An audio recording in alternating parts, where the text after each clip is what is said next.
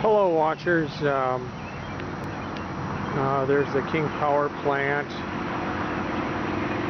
Lots of torn up road down here. I don't know, okay, there you can see it a little bit better.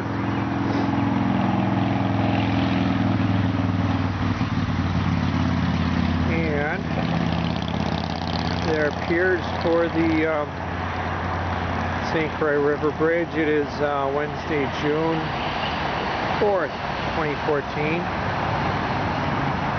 There are barges out there.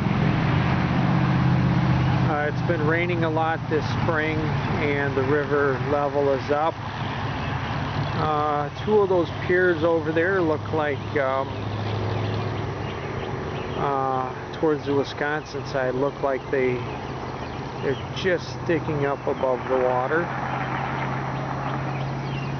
But it's a big project. It's slowly but surely. I'm sure the people in downtown Stillwater will be happy when the new bridge is built and there won't be cars sitting and idling outside of their apartments and businesses forever and ever from 5 o'clock till about 6:30 every day. Well, the battery's getting low. Check my other videos, as I have taken several today, and I take new videos from time to time when as the bridge progresses. Thanks for watching. Bye.